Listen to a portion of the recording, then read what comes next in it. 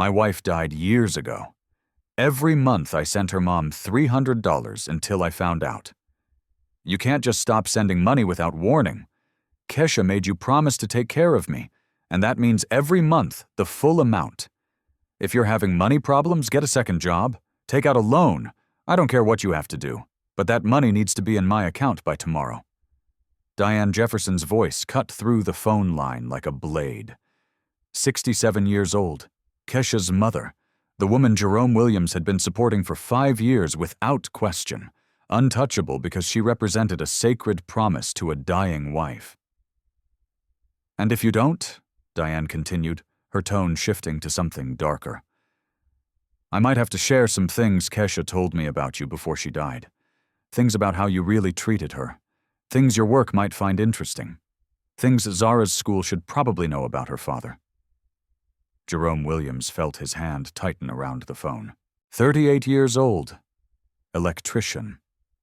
Single father raising an 8-year-old daughter in Chicago's South Side. For 5 years, he'd sent $300 every month to honor what he believed was his dead wife's final wish. What Diane Jefferson did next would expose a conspiracy that had been stealing from grieving families for over a decade. Comment where you're listening from, subscribe to channel. Let me tell you who Jerome Williams really was before we get to how they destroyed him. Born in Englewood, 1986, South Side, Chicago. The kind of neighborhood where streetlights stayed broken and police responded in hours, not minutes. His mother, Patricia Williams, worked 3 jobs: morning shift at the hospital cafeteria, afternoon cleaning offices downtown, overnight stocking shelves at Jewel Osco.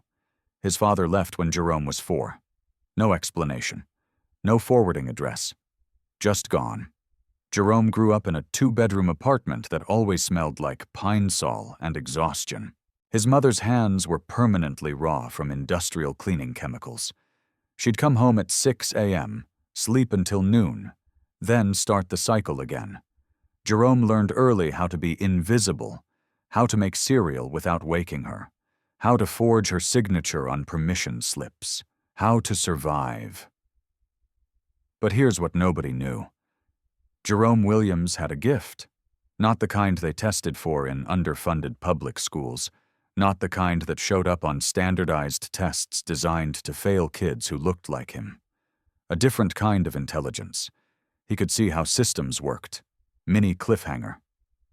At 12, he rewired the apartment building's electrical panel because the superintendent was too drunk to fix it, and his mother couldn't afford another night without heat. He'd watched YouTube videos on the library computer, memorized the color codes, understood the logic of circuits the way other kids understood basketball plays. By 15, Jerome was fixing electrical problems for neighbors. Cash under the table. $20 to replace an outlet. $50 for a ceiling fan installation. He saved every dollar in a coffee can hidden behind the refrigerator. His mother never knew. She had enough to worry about. At 17, Patricia Williams collapsed at work. Massive stroke. Dead before the ambulance arrived at the hospital where she'd spent 15 years serving food to doctors who never learned her name. Jerome became a ward of the state overnight, bounced between 3 foster homes in 6 months. The first family took his savings, $417 he'd been collecting for 2 years. The second family locked the refrigerator and made him eat after their biological kids finished. The third family was decent enough, but distant. He was a paycheck to them. Nothing more. He graduated high school by pure force of will. No family at the ceremony, no one to take photos. He walked across that stage at 17 years old, collected his diploma, and started working construction the next day. Trade school came at night. Electrical certification program at Kennedy King College. He was the youngest student by 5 years, the only black student in most classes. Instructors assumed he was there for diversity requirements, not because he could run circles around their journeyman electricians. Jerome proved them wrong quietly, top of his class.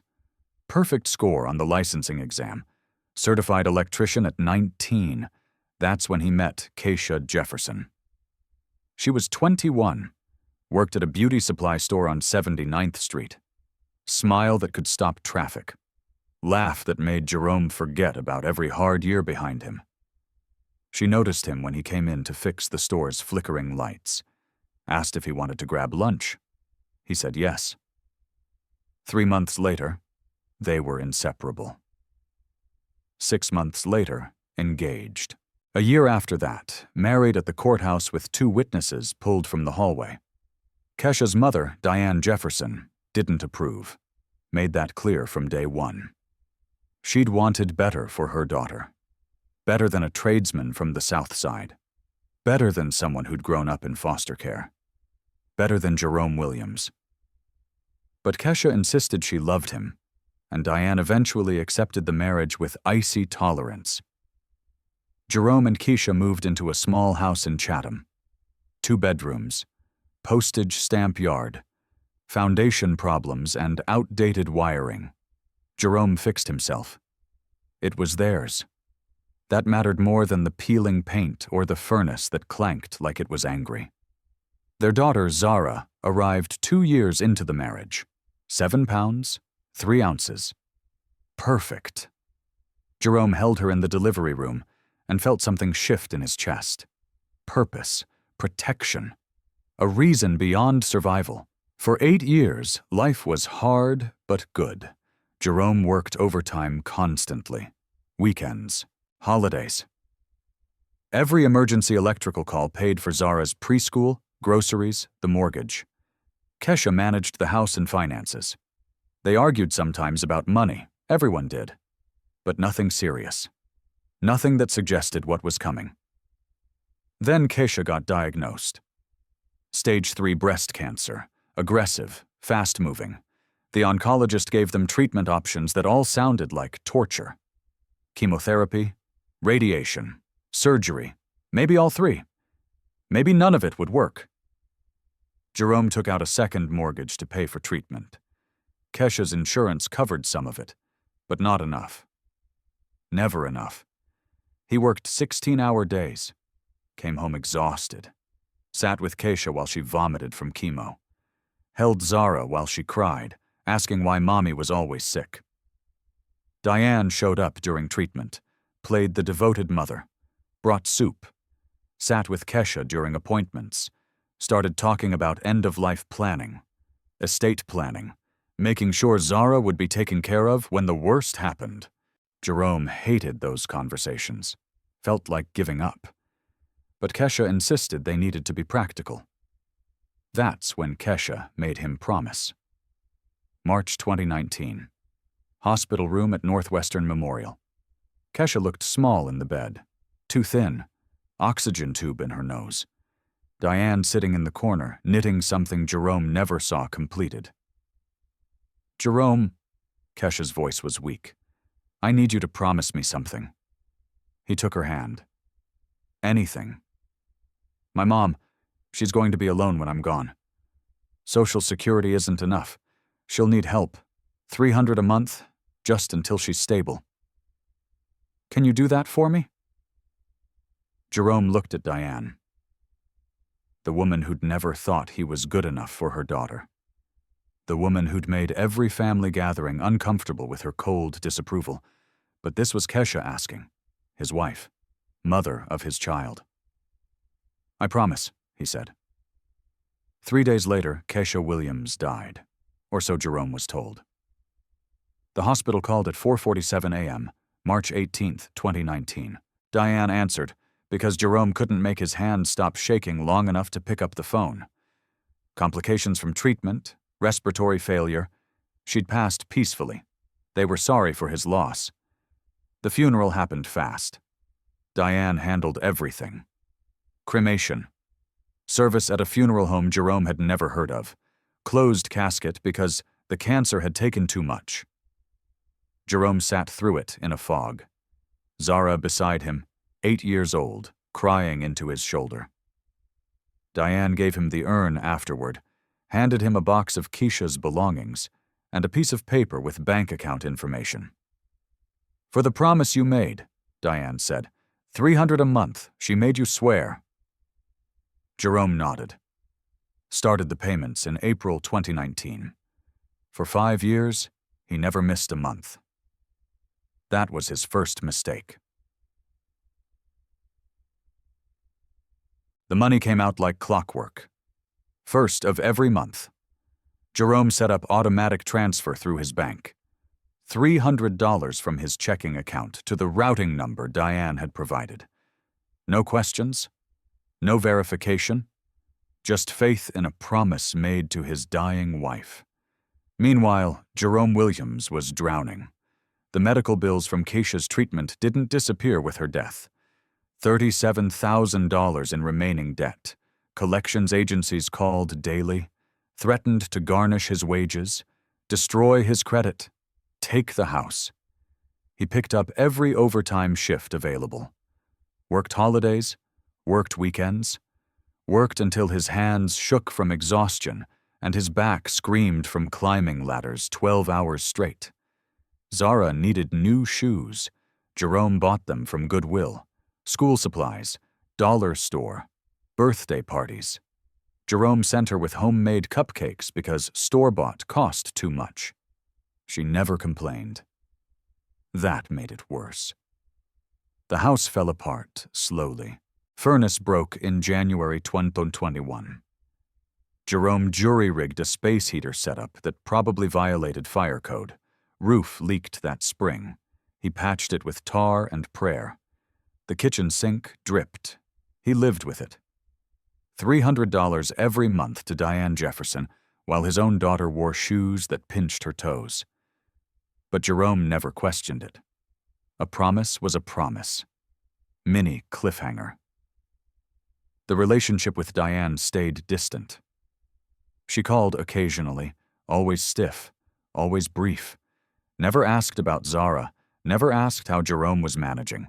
Just confirmed the payment arrived and hung up. Jerome tried visiting her once, 2020.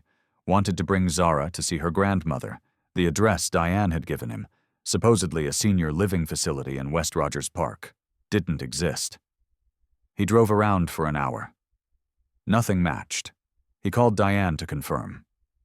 "Oh, we moved," she said vaguely. "The new place is better, but they're strict about visitors. Maybe later." Later never came. Jerome accepted it. Diane had always been cold. Grief probably made it worse. He focused on keeping the lights on and food in the refrigerator. The years blurred together. 2019, 2020, 2021, 2022, 2023. Every month, $300 disappeared into Diane's account. Every month, Jerome worked himself to exhaustion to make up the difference. Zara grew. Started elementary school, made friends, brought home report cards with straight A's, asked questions about her mother that Jerome answered with stories that got harder to remember accurately. "Did Mommy like pizza?" "Yes." "Pepperoni." "Did Mommy know how to swim?" "Yes." Learned at a community pool. "Does Grandma Diane ever want to see me?" Jerome paused. "She's dealing with her grief, baby. Give her time." Time. Always more time. That's what everyone needed, apparently. By 2024, Jerome Williams had sent Diane Jefferson $18,000, 60 consecutive monthly payments. Never late, never questioned, never knowing the truth. Until Troy Henderson noticed something wrong. Troy had been Jerome's best friend since high school, one of the few people who'd shown up to Patricia Williams' funeral, the only person who'd lent Jerome money during Keisha's treatment without expecting repayment. Troy worked customer service at First National Bank, processing transactions, handling account issues, boring work that paid steady. February 2024. Troy called Jerome after midnight. That was weird. Troy kept normal hours, had a girlfriend, didn't make late-night calls without reason. "I need to talk to you about that account you've been sending money to." Troy's voice sounded strange. "Careful. The one for Diane Jefferson." Jerome sat up in bed. "What about it?" "I pulled up the transaction history. Jay, that account's been active way beyond what makes sense for an elderly woman on Social Security. Large deposits, frequent transfers, activity patterns that look wrong. What do you mean wrong? I couldn't get details, privacy laws, but I can see the patterns. That account receives deposits from multiple sources, weekly, sometimes thousands of dollars. Your $300 looks like pocket change compared to what else is flowing through there. Jerome's chest tightened. Maybe she has other family helping. Maybe. But there's something else. Troy paused. The account address doesn't match what you gave me for Diane Jefferson. It's listed at Riverside Apartments on Oak Street, apartment 214. That's not a senior facility. It's short-term rentals. Jerome was already pulling up his phone, Googling the address. Troy was right. Riverside Apartments, monthly furnished units. Nothing suggesting elderly care. Every deposit you make transfers out within 24 hours, Troy continued, to an account I can't access. This doesn't look like someone paying bills, Jay. This looks like money laundering. The conversation ended with Troy giving Jerome a business card. Marcus Reed, private investigator, specializing in financial fraud. Jerome sat in the dark, staring at the card, thinking about 5 years of payments, thinking about the address that didn't exist, thinking about Diane's vague excuses and cold distance, thinking about the promise he'd made to a dying wife. What happened next would change everything. Jerome drove to Riverside Apartments the next morning. Saturday. Zara at a friend's house. He needed to see for himself. The building squatted between a laundromat and a check-cashing place. Brick facade, external stairs. Nothing about it suggested senior living. Nothing suggested Diane Jefferson would choose to live there. The building manager was a tired man named Pete, who barely looked up when Jerome walked into the office. "I'm trying to locate my mother-in-law," Jerome explained. "Diane Jefferson. I think she might rent here." Pete pulled out a rental ledger, flipped pages. "Apartment 214. That's been rented by the same person for 3 years now. Pays on time, keeps quiet, but it ain't no Diane Jefferson." Jerome felt the floor shift under his feet. "Who's the name on the lease?" "Kesha Williams." The words hung in the air like smoke. Pete kept talking. Something about quiet tenant, weird hours, no complaints. But Jerome couldn't process it. His wife's name, on a lease, 3 years active. "Can I see security footage?" Jerome heard himself ask. "Just to confirm if this is who I'm looking for?" Pete shrugged. Led Jerome to a cramped office, pulled up grainy footage on a monitor, started scrolling backward through timestamps.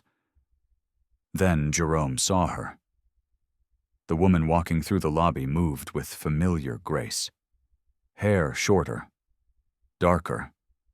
But the way she tilted her head while checking her phone, he'd watched that gesture across 1,000 breakfast tables.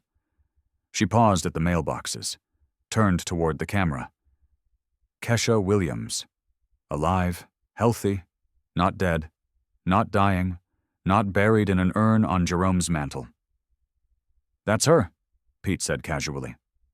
"Kesha Williams. Lives alone, far as I know. Gets visitors sometimes." Jerome watched more footage. Kesha entering, leaving, carrying grocery bags that suggested income beyond what $300 monthly could provide. Dressed for dates, laughing on her phone, living a completely different life. In one clip, she carried herself with the unmistakable posture of early pregnancy. Jerome's hands shook. Pete kept scrolling. More footage. 3 months of Kesha Williams existing, walking, living, breathing. 5 years of grief. 5 years of payments. 5 years of raising their daughter alone while honoring a promise to a woman who'd never died. This is when Jerome made a choice that would cost everything. Marcus Reed answered on the second ring. "I need to hire you. Jerome said without preamble. My wife faked her death 5 years ago, and I've been sending money to support her lie ever since. The private investigator listened as Jerome explained the footage. The lease under Kesha's name. The monthly payments transferred to an account that wasn't Diane's. The apartment building that didn't match the story he'd been told. This is more common than you'd think, Marcus said. Life insurance fraud, staged deaths, disappearing acts. The hard part's getting evidence that holds up in court. Can you do that? If what you're telling me is true, we're looking at multiple felonies. Wire fraud, insurance fraud, identity theft. The question is, do you want closure or prosecution? Jerome thought about Zara. 8 years old. Growing up believing her mother was dead. Growing up watching her father struggle to keep food on the table while sending money to ghosts. I want the truth, Jerome said, and I want them to face consequences. Marcus Reed arrived Wednesday evening.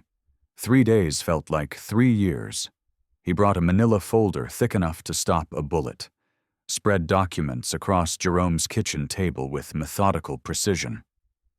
The first document was a hospital discharge summary, dated March 15, 2019, 3 days before Kesha's supposed death. Your wife was discharged from Mercy General alive. Marcus pointed to the signature line. Released to family care. Signed by Diane Jefferson as legal guardian due to patient's emotional distress. He pulled out another document. Death certificate. Filed the same day at a different hospital. Signed by a doctor whose license had been suspended 2 months later for falsifying records. 2 hospitals, same day. 1 discharge, 1 death certificate. Someone was running a scam. The cremation records came next. Riverside Funeral Home had no record of cremating Kesha Williams, but they did cremate an unidentified Jane Doe the same day. Cash payment. Anonymous donor. The urn you were given contained some random woman's ashes, Marcus said flatly. Your wife's mother handed you a stranger's remains and called it closure.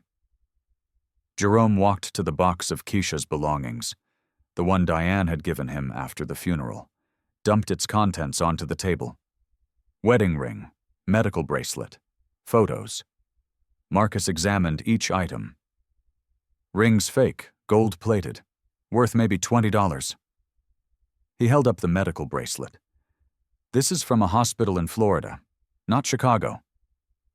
The photos were next, printed on paper that wasn't manufactured until 2021, 2 years after Kesha supposedly died. Every piece of physical evidence Jerome had treasured was revealing itself as part of an elaborate production. There's more, Marcus said.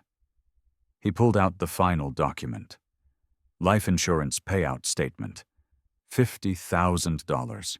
Paid to Diane Jefferson as beneficiary 4 months after the staged death. Kesha changed the beneficiary from you to her mother 3 days before the fake death, Marcus explained.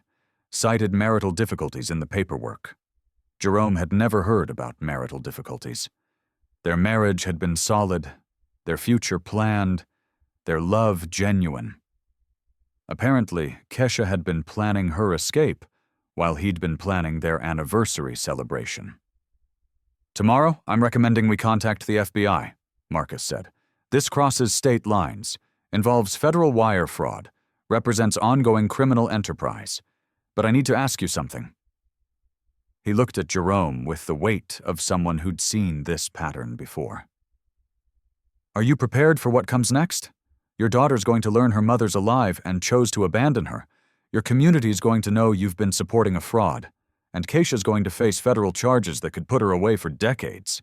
Jerome looked around his kitchen, at the house he'd maintained alone, at the photographs of Zara he'd hung to fill the emptiness left by manufactured grief.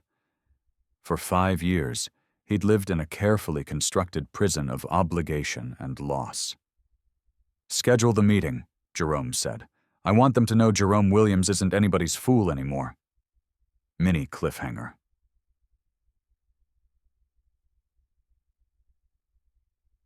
Jerome made the call Thursday morning. his finger hovering over the transfer button like a man defusing a bomb. $300 remained in his account for the first time in 60 consecutive months. Transfer canceled by user. The words felt like the first honest thing he'd done in 5 years. The response came at 11:30 a.m. Call from Diane's number. First time she'd initiated contact in months. Jerome let it ring 4 times. Marcus Reed's recording equipment capturing every word. Hello, Diane. Jerome, there's been some mistake with the bank transfer. Her voice was different, sharper, more urgent, stripped of the grieving mother act. I need you to call the bank and fix whatever went wrong. You know I depend on that money. I'm having cash flow problems this month, Jerome replied, following the script Marcus had prepared. My daughter needed emergency dental work. Electric bill was higher than expected. I'll try to send something next week, maybe half. Silence. Long enough for Jerome to hear traffic in the background. Street noise that didn't match a quiet, residential area. You can't just stop sending money without warning. Diane's voice transformed completely. Hard, calculating. Keisha made you promise to take care of me. That means every month, the full amount. If you're having money problems, get a second job. Take out a loan. I don't care what you have to do, but that money needs to be in my account by tomorrow, or there's going to be consequences. What kind of consequences? Diane's breathing grew heavier, scrambling to regain control of a conversation that had spiraled beyond her management. Keisha told me things about you before she died, things about how you treated her, how you made her feel trapped.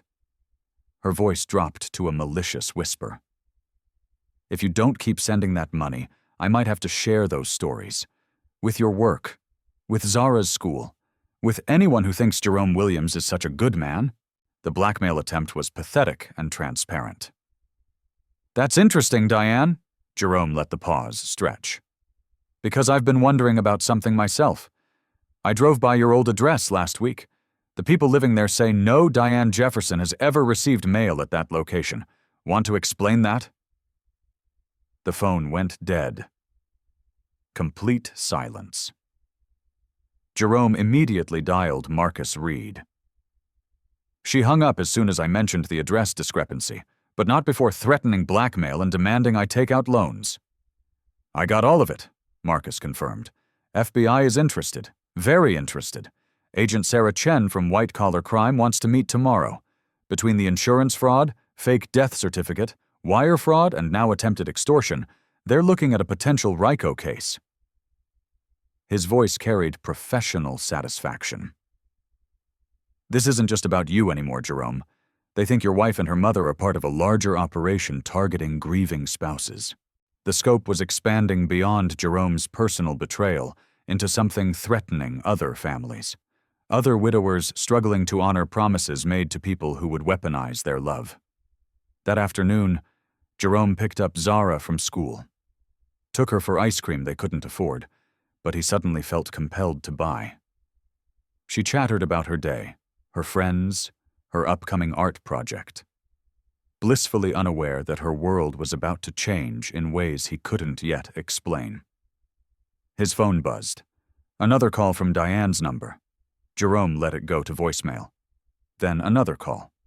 Then a text. We need to talk. Meet me tomorrow at noon. Lincoln Park by the lake. Come alone. The desperation was palpable, but so was something else. A tone suggesting Diane was ready to play cards she'd been holding in reserve. Jerome forwarded the message to Marcus, typed his response. I'll be there. Tomorrow would bring federal agents, recorded conversations, and the beginning of the end for a fraud that had stolen 5 years of his life. But tonight, Jerome Williams sat in his kitchen with his daughter, feeling genuinely hopeful for the first time since he believed his wife had died. The trap was set, and he was no longer the prey. Lincoln Park stretched along Lake Michigan like a green ribbon, walking paths dotted with joggers enjoying the crisp Friday afternoon. Jerome arrived early. positioned himself on a bench with clear sightlines while Marcus Reed's surveillance team blended into the urban landscape. The wire taped to Jerome's chest felt no heavier than electrical equipment he carried daily. But the weight of what was about to unfold pressed against his ribs like a held breath. 5 years of lies were about to collapse. Diane Jefferson appeared at exactly noon, walking with the brisk pace of someone 20 years younger than her supposed age. Gone was the frail elderly woman from Kesha's funeral. This was someone who moved with purpose and calculation. Dark jeans, leather jacket, eyes sharp and alert, scanning the area with the wariness of someone who knew she was walking into dangerous territory. "You look good, Diane," Jerome said as she approached. "Younger somehow. Must be all that Florida sunshine Marcus told me about." He watched her expression shift from forced friendliness to something harder when she realized he'd been investigating. She sat with careful distance, purse clutched tight, ready to run if necessary. "I don't know what you think you've discovered, Jerome, but you're playing with things you don't understand." Her voice carried none of the weakness he'd grown accustomed to. "That money you've been sending isn't just about me. There are other people involved. People who don't appreciate having their business disrupted by some electrician who thinks he's smarter than he actually is." The implication was clear. This wasn't just Diane and Kesha anymore. This was a network that preyed on grief and turned love into profit. "Tell me about the other people, Diane. Tell me how this really works." She laughed bitterly, pulled out a cigarette, lit it with practiced ease. "You want the truth? Fine." She took a drag. "Your precious Kesha came to me 3 months before she supposedly died, crying about feeling trapped, wanting out but not wanting to hurt you or lose Zara." Another drag. "I told her about a friend who'd helped other women disappear from situations they couldn't handle. Clean breaks, new identities, no messy divorces or custody battles, just gone." Diane's voice mixed admiration and disgust. "At first, it was supposed to be simple. Fake the death, collect insurance, disappear forever. But then Kesha got greedy. Said if she was going to be dead anyway, why not stay dead and collect from multiple sources?" She flicked ash between them. "She'd studied you for 10 years, Jerome. She knew exactly how to push your buttons. Make you feel guilty enough to support her mother forever. The monthly payments were her idea, not mine. She said you'd never stop sending money as long as you believed it was what she would have wanted." Jerome's hands clenched into fists. His voice remained level. "And the other victims. How many families are you destroying with this scheme?" Diane took another drag, eyes fixed on the lake as if she could see escape routes in the waves.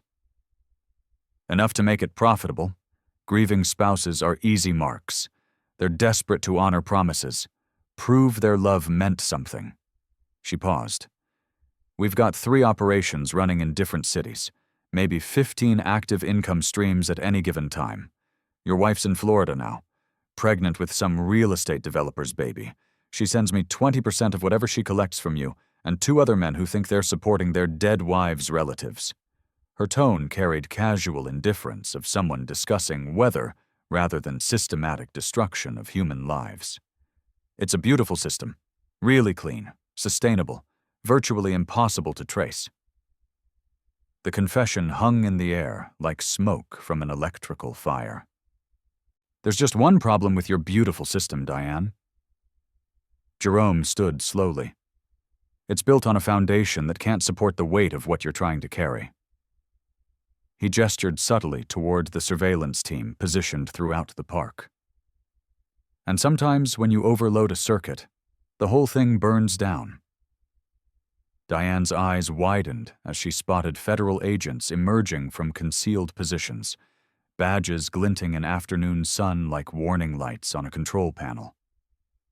She dropped her cigarette, reached for her purse. Jerome's hand closed over her wrist, firm grip of someone who'd spent years working with live electrical current. "Don't make this harder than it needs to be," he said quietly. "You've done enough damage for one lifetime." Agent Sarah Chen approached with handcuffs ready. As they secured Diane Jefferson, Jerome Williams felt something he hadn't experienced in 5 years: the solid satisfaction of a job completed correctly. With all dangerous connections finally severed, what happened next will shock you. The federal courthouse in downtown Chicago buzzed with controlled chaos that marked high-profile white-collar cases. Jerome sat in the witness waiting room. Best suit pressed. Testimony rehearsed.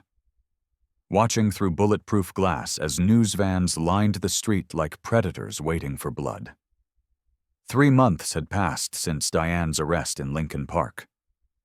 3 months of FBI investigations that had unraveled a fraud network spanning 4 states and devastating dozens of families. Today was the day the system would finally acknowledge what Jerome had known since that first security camera footage. Kesha Williams was alive, and she was going to pay for the lie that had stolen 5 years of his life. Agent Sarah Chen entered the waiting room with professional satisfaction that came from building an airtight case. The FBI's investigation had been thorough and devastating, tracing financial records, fake death certificates, and insurance payouts across multiple jurisdictions. "We've got them cold, Mr. Williams. The evidence is overwhelming." She carried a thick folder that represented the systematic destruction of everything Diane Jefferson and her network had built. "Diane's cooperation has given us everything we need to prosecute the entire operation." The cooperation hadn't come easily. Diane had spent 2 weeks in federal custody before agreeing to testify against her co-conspirators in exchange for a reduced sentence. The network was larger and more sophisticated than anyone had imagined. 17 active cases across Illinois, Florida, Texas, and California. Victims sending monthly payments to support relatives who were either dead for real or had never existed at all. Jerome's case had become the keystone that brought down an entire criminal enterprise built on weaponized grief. "Your wife was arrested yesterday at her apartment in Miami," Chen continued. "Kesha Williams, also known as Keisha Martinez and Keisha Johnson, depending on which identity she was using with which victim." She paused. "She's been charged with federal wire fraud, conspiracy, insurance fraud, and identity theft. The pregnancy complicated the arrest, but she's in federal custody now, awaiting trial." The image of Keisha in handcuffs, pregnant with another man's child while facing decades in federal prison, should have brought Jerome satisfaction. Instead, it just felt like the end of something that should have ended years ago. The courtroom was packed when Jerome took the witness stand. Every seat filled with victims, family members, reporters, and law enforcement officials who'd worked the case. Judge Patricia Morales presided with stern authority that made everyone sit straighter. Her experience with financial crimes evident in how efficiently she managed the proceedings. Jerome's testimony was clinical, factual, stripped of the emotional weight that had carried him through 5 years of unknowing victimization. He recounted the monthly payments, the suspicious transactions, the security footage that had revealed his wife's continued existence. Across the courtroom, Diane Jefferson sat at the defense table looking older than her 67 years. The confident woman from Lincoln Park, replaced by someone who understood the weight of federal charges. Orange jumpsuit. Denied bail. Lawyer whispering urgently in her ear as Jerome described the systematic way she'd exploited his grief. When their eyes met, Jerome saw no remorse, no recognition of the damage she'd caused, just the cold calculation of someone who viewed other people's pain as a business opportunity. The prosecutor, Assistant U.S. Attorney Michael Torres, walked Jerome through the evidence with practiced precision. Bank records showing $18,000 in payments over 5 years. Insurance documents revealing the $50,000 payout that had funded Keisha's new life. hospital records proving she'd been discharged alive the same day she'd supposedly died, phone records connecting Diane to a network of conspirators across 4 states, each piece of evidence built toward an inescapable conclusion. Jerome Williams had been the victim of an elaborate, ongoing criminal conspiracy. "Mr. Williams," Torres asked during direct examination, "what impact did this fraud have on your family's financial situation?" Jerome looked toward the gallery. Troy Henderson sat with Zara, his 8-year-old daughter who still believed her mother had died of cancer. The truth would come eventually. But for now, she was just proud of her father for helping catch the bad people who had stolen from their family. "I struggled to pay basic bills while sending money to support what I believed was my obligation to my deceased wife's mother," Jerome testified. "I delayed necessary repairs to our home, postponed my daughter's medical care, worked overtime constantly to meet the financial commitment I thought I owed." He paused.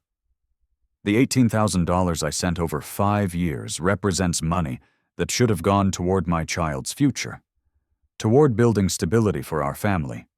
Instead, it funded a lie that kept me trapped in grief, while the woman I'd mourned built a new life with my money." Defense attorney Rebecca Walsh tried to paint Jerome as a willing participant who'd never bothered to verify where his money was going. But her cross-examination fell flat against the mountain of evidence Torres had presented. The jury saw through her attempts to shift blame, recognizing Jerome as what he was, a man whose love and sense of duty had been weaponized against him by people who viewed human decency as weakness to be exploited. When sentencing came 2 weeks later, Judge Morales delivered justice with the kind of clarity Jerome had been waiting 5 years to hear. "Miss Jefferson, you have participated in one of the most cruel and calculated schemes this court has encountered. You preyed upon people in their most vulnerable moments, turning their love into profit and their grief into a commodity." The judge's voice was steel. Diane received 15 years in federal prison, her age ensuring she'd spend most of her remaining life behind bars. Kesha's sentencing would come later, after the birth of her child, in her own trial in Florida. But the charges she faced, multiple counts of wire fraud, conspiracy, and identity theft across state lines, carried a potential sentence of 30 years. The woman who'd faked her death to escape her responsibilities would spend the better part of her real life paying for that choice.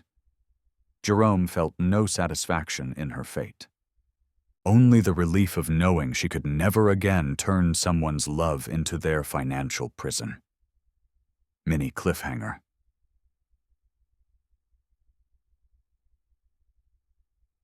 Outside the courthouse, Jerome stood with Agent Chen and Marcus Reed, watching as news crews interviewed other victims whose cases had been solved because of his decision to fight back.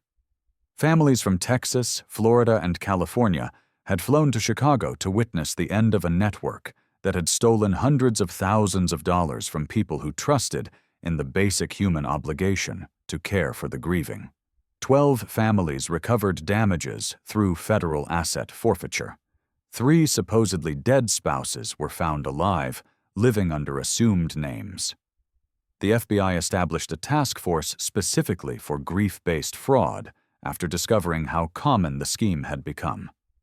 Jerome Williams had started this journey trying to honor what he thought was his wife's final wish. He was ending it having helped protect dozens of other families from the same systematic cruelty. "You did a brave thing," Agent Chen said.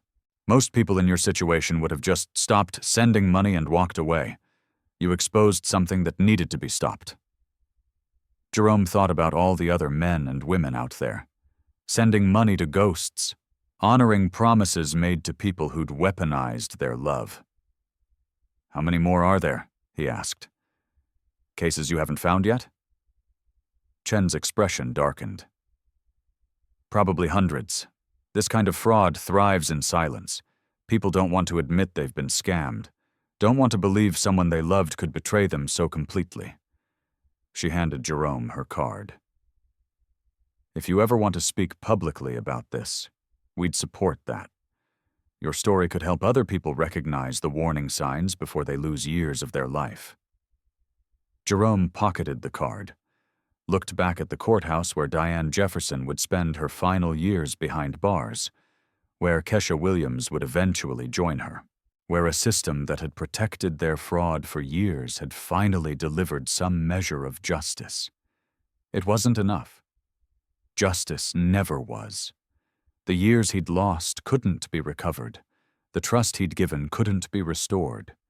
The grief he'd carried couldn't be erased by a verdict. But it was something. That had to be enough. 6 months after the trial, Jerome Williams stood in his renovated kitchen, watching Zara arrange fresh flowers in the vase they'd bought at the farmer's market. The $18,000 recovered through federal asset forfeiture had transformed their modest home into something that felt like possibility rather than survival. New appliances hummed efficiently. The electrical system he'd rewired no longer sparked dangerously. Zara's college fund finally had a balance that suggested dreams might be achievable. The weight of manufactured obligation had lifted, replaced by authentic responsibility to the daughter who looked at him with uncomplicated love. The hardest conversation had come 3 months earlier, when Zara's questions about the bad people on the news evolved into harder truths about her mother's choices. Jerome had prepared for anger, confusion, emotional devastation requiring years of therapy. Instead, his 8-year-old had listened with resilience that amazed him. Then asked if this meant they could finally get the dog they'd always talked about, but never afforded. Children possessed wisdom about moving forward that adults often lost in the complexity of looking backward. Sunday dinner had become tradition with Troy Henderson and his girlfriend Maria. Chosen family that mattered more than blood relations. They'd learned that happiness was something you built deliberately rather than something that happened accidentally. Jerome's promotion to electrical supervisor came with a 20% salary increase and respect from colleagues who'd watched him handle catastrophe with quiet dignity. The man who'd once struggled with monthly bills while supporting a lie now managed budgets with the confidence of someone who'd learned the difference between duty and manipulation. It's funny how much easier work becomes when you're not carrying around someone else's deception, Jerome told Troy over pot roast that actually included vegetables this time. Luxuries he no longer had to calculate against fictional obligations. Freedom from manipulation feels like breathing clean air after years in smoke. Everything becomes clearer, more manageable, genuinely your own. The follow-up story about the fraud network had featured interviews with other victims whose lives had been rebuilt after prosecution. Total theft exceeded $400,000, all extracted from people whose only crime was loving someone enough to honor their memory. Keisha's sentencing had been delayed by her son's birth, but federal charges remained unchanged. 22 years after cooperating against other network members, she'd be past 50 when released. The child would grow up knowing his mother as a convicted felon rather than the grieving widow she'd pretended to be. Jerome felt no satisfaction in her fate, only quiet relief knowing she could never again turn someone's love into their financial prison. "Daddy, can we watch a movie?" Zara bounced onto the porch with the energy of a child who'd spent the day playing rather than worrying about adult complications.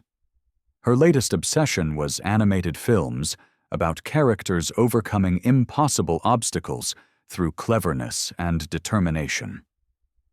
Themes that resonated with Jerome's journey from victim to survivor to protector of others. They'd developed Sunday movie night traditions, complete with popcorn and commentary that made simple stories feel significant.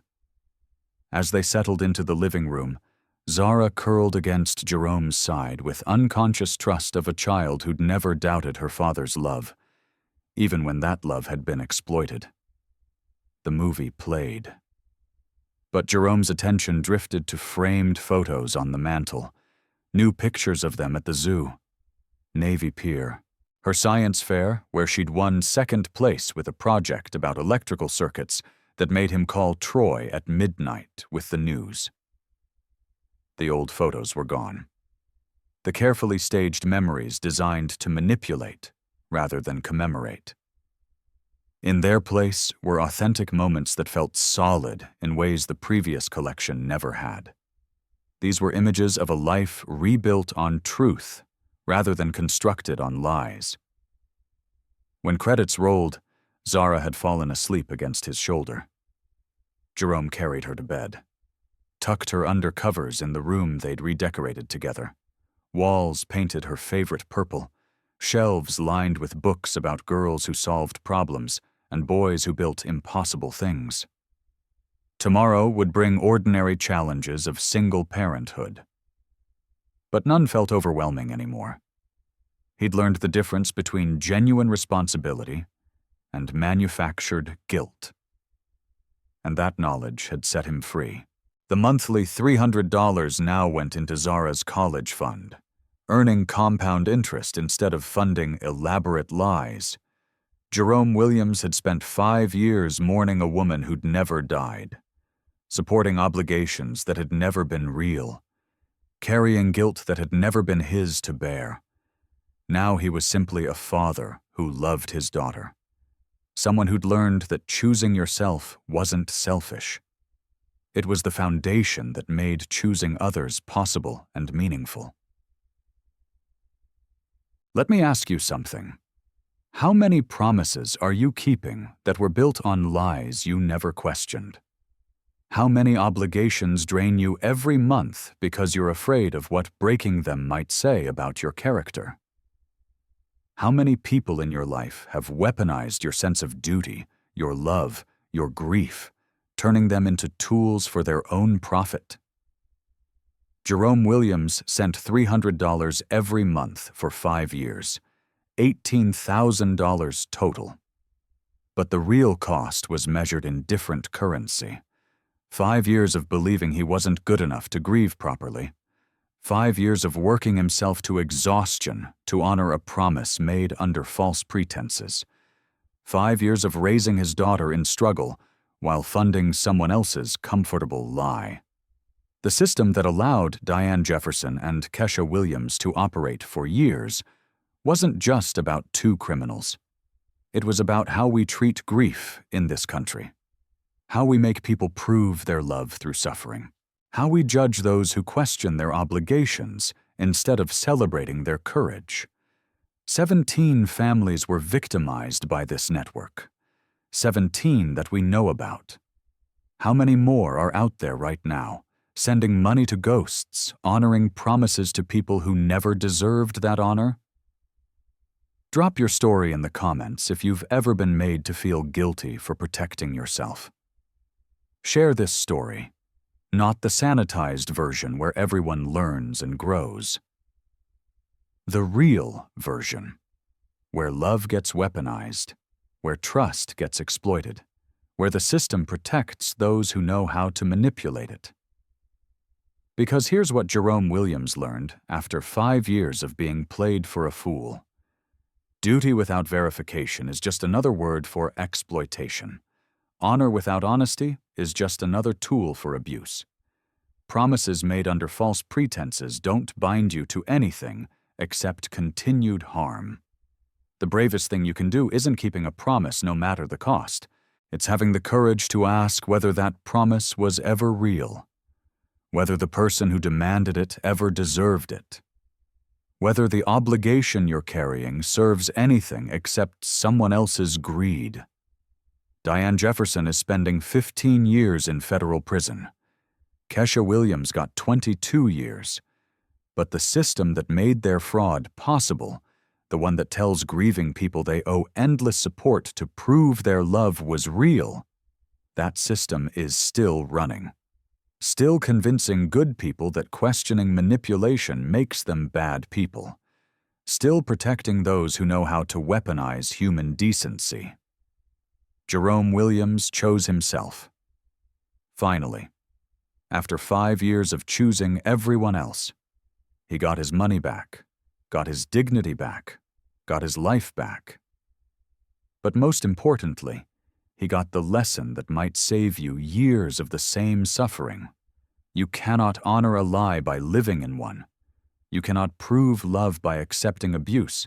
You cannot build a future by funding someone else's fraud. Check your obligations. Verify your promises. Question your guilt. Not because it makes you selfish, because it makes you free. Subscribe to Channel for more stories about people who fought back against systems designed to keep them down. Hit that notification bell so you never miss when we expose the next conspiracy, the next exploitation, the next truth they didn't want you to know. And remember this: choosing yourself isn't where the story ends. It's where your real story finally begins. Stay just. Stay loud. Stay free.